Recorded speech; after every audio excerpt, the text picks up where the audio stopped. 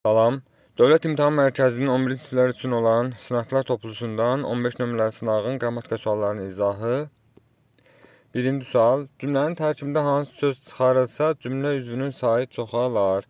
Deməli, bizim bu səyahətimiz onu çox sevindirdi. Nə etdi? Sevindirdi. Kimi? Onu nə qədər? Çox. Nə? Bizim səyahətimiz.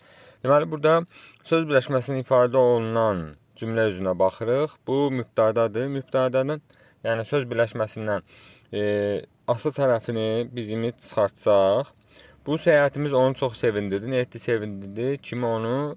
Nə? Səyahətimiz. Artıq burada səyahətimiz mübtəda. Hansı səyahətimiz? Bu səyahətimiz. Burada da deməli cümlə üzvünün sayı artır. Bu təyin olur və bu nəyin sayəsində olur?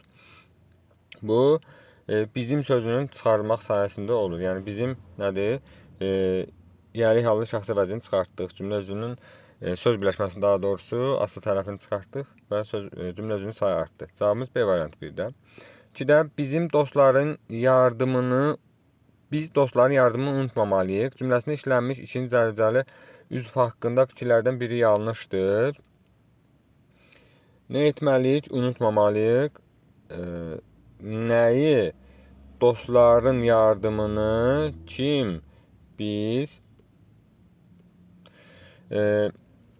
Deməli, cümləsində işlənmiş ikinci dərəcəli üzvlər haqqında fikirlərdən biri yanlış. İkinci dərəcəli üzvlərə baxırıq. İkinci dərəcəli üzvlərimiz bir dənədir. Üzv haqqında, İkinci dərəcəli üzv haqqındadır, bir dənədir. Tamamlıq haqqında fikirlərdən biri yanlış. Xəbərdən asılı, bəli. Bütün cümlə üzvləri xəbərdən asılıdır. Xəbər isə mübtədadan asılıdır. Söz birləşməsi ifadə olunub, dostların yardımını, bəli, söz birləşməsi isim birləşməsini ifadə olunubdur. İfadə vasitəsinin əsas tərkib tərəfi təsirli haldadır, bəli.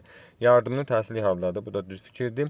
İfadə vasitəsinin həm əsas, həm də asıl tərəfin tərkibində 2 qrammatik şəkli vardır. Əsas tərəfi yardımı, burada mənsubiyyət, bir də hal şəkilçisi, təsirli hal şəkilçisi, mənsubiyyət, bir də yardım, mənsubiyyət, bir də təsirli hal şəkilçisi. Dostlarında da dostlar cəm şəkilçisi, bir də yəli hal şəkilçisi var. Deməli, bu fikir də doğrudur. Həm əsas tərəfdə 2 qrammatik şəkilçisi var. Mübtəda ilə tabelik əlaqəsində xeyr, mübtəda əlaqəyə girmir. Bu baxımdan cavabımız nə oldu? E variantı. Sonra 3-cü sual. Cümlələrin biri quruluşuna görə digərlərindən fərqlənir. Sən ilk gün onları orada görəndə deməli idin ki, artıq gecdir. Deməli, bu mürəkkəb cümlədir. Deməli idin ki burada nədir? Tabelik bağlaması. Deməli, bu mürəkkəb cümlədir. Qardaşı bacısının son arzusunu da ürəklə və sevinclə yerinə yetirdi. Bu sadə cümlədir. Yerinə yetirən kimdir? Qardaşdır. Deməli, bu nədir? Bu sadə cümlədir. Birinci, yəni A variantındakı cümlə mürəkkəb, B variantındakı cümlə sadə cümlədir. C variantına baxaq. Ay uşaq, hansınız onun kənddə olmadığını demişdiniz? Burada, bu da sadə cümlədir. Gəlin, içəri buyurun. Burada da bir mübtəda, bir xəbər var. Gəlin, içəri buyurun. Yəni, bu da sadə cümlədir. Oğul, dara düşəndə ehtiyac olanda ağsaqqallarla məsləhətləşmək lazımdır. Bu da nədir? Bu da sadə cümlədir. Oğul xitabdır və 2 qrammatik əsası yoxdur ki burada. Deməli, cavabımız nə oldu? A variantı. A variantı. Sonra əslində yazmaq istəyirdim burada A variantı. A variantı. Sonra 4-cü sual. Cümlədə hansı durğu şərləri işlədilməli idi? Sədr uzaqdan ona baxıb 2 nöqtə. Bizi, deməli burada tire. Bizi ay bala vergül, deməli cümlənin ortasına gələndə xitab, hər kitabdan vergül qoyulur. Əvvəllər Deddən əvvəl vergül tire, deddən sonra vergül tire. Heç yerə göndərmirdilər. Deməli, bizdə burada nələr var? Qoşula nöqtəmiz var. Qoşu nöqtə. Sonra 1, 2, 3, 4 dənə vergülümüz var. 4 vergül haradadır? 4 vergülə bir dənə buradadır. 3 dənə tiremiz var. Cavabımız elə C variantı. Sonra 5-ci sual cümlələrin birində vergül işarət düzgün qoyulmamışdır. O yaxşı ki tez gedib. Kim o? Yaxşı ki tez gedib. Deməli, aha. Deməli, burada durğu işarəsi düzgün göstərilibdir. O yaxşı ki tez gedib. Modal sözdür. Sonra o orada çox gözləyib. Kim o? O şəxsə vəzli idi. Orada da zərfdir və ondan sonra vergülünü qoymaq düzgündür. Şamo doğrusu bu da modal sözdür və hər iki tərəfdən vergül olur. Düz fikirdir. Sən ki qaydaları yaxşı bilirsən. Ki burada ədatdır, amma vergülün işləməsi məqamı olmamalıdır burada. Kidən sonra ancaq bağlayıcı onunla vergül qoyulur. Bu baxımdan cavabımız D variantı. Adil ki məncəyə görə burada vergül var hər iki tərəfdən. Bu da doğrudur. Sonra 6-cı suala keçirilək. Təzəcə imtahan başlamışdı ki, həyətdən səs eşidildi.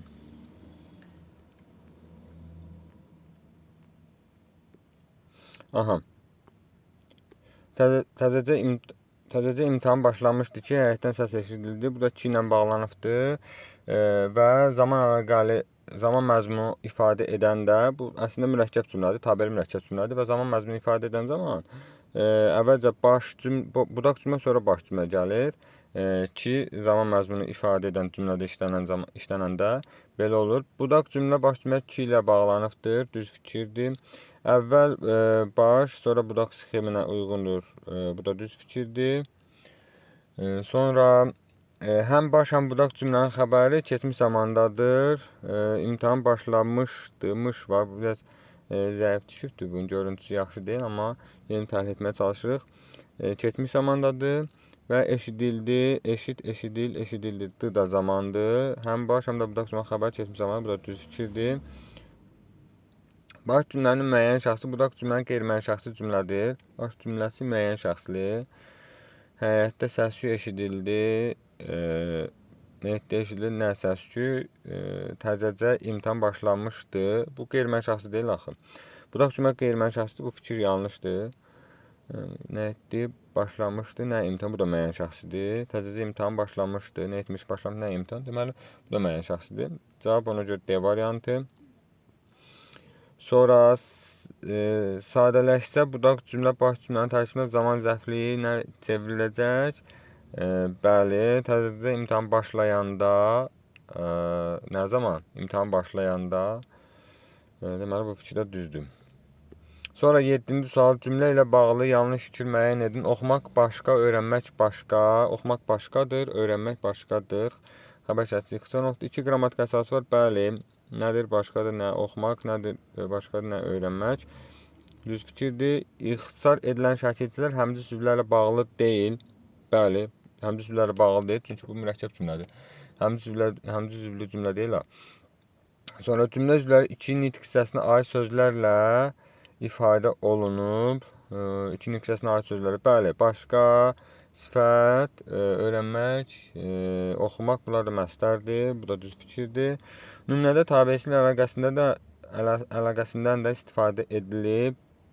Bəli, tabeçilik əlaqəsi var elə bunların arasında. Tabeçilik mürəkkəb cümlədir. Haqqında danışılanla bağlı məlumat yoxdur. Haqqında danışılan var axı, məsələn, oxumaq, öyrənmək haqqında danışılır. Cavabımız C variantı. 8. Bağlanılmışdır sözünün tərkibinə görə təhlil hansı sxemaya uyğundur? Bağışlanılmışdır. Üzr istəyirəm. Bağışla sözü. Çox vaxt uşaqlar bunu bağış götürür, amma bağış deyə bizim lüğətimizdə söz olmadığı üçün biz bunu bağışla götürürük. Bağışla, bağışlanmaq, bağışlanılmaqmışdır. 2 leksik, 2 qrammatik cavabımız D variantı. Nümunələrdə cümlənin şəxsə görə hansı növü yoxdur? Şəxsə görə növlərinin hansı yoxdur deyir. Özü yıxılan ağlamaz, nə etməz, ağlamaz. Kim özü yıxılan müəyyən şəxsi cümlə.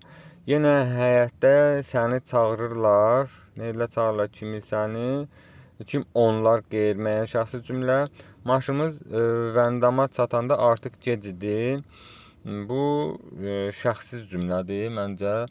Çünki mübtədası yoxdur və təsəvvür mümkün deyil. Şəxsi cümlə. Sadə bəzədilmiş otaq, baş tərəfdə masa, adlıq cümlə. Deməli, adlıq cümləmiz var, B-ni çıxırıq. Şəxsi cümləmiz var, E-ni çıxırıq. Qeyri-müəyyən şəxs cümləmiz var, D-ni çıxırıq. Müəyyən şəxs cümləmiz A-nı çıxırıq. Cavabımız C variantı. Sonra 10-cu sual, sənətkarlıq qabiliyyəti birləşməsindəki aslı tərəfin fonetik təhlilə bağlı səhv fikri müəyyən edin. Sənətkarlıq qabiliyyəti olur. Burada bu fərqlər yaranır tənəffüsdə. Samitlərin 4-ü, cingirtli 3-ü kardır. Cingirtli 1 dənə, cingirtli 2 dənə, cingirtli 3 dənə, 3 dənədir. Elə səhv fikrimiz cavabımız A variantı. 2 r samit işləm düz fikirdir. 2 dənə r.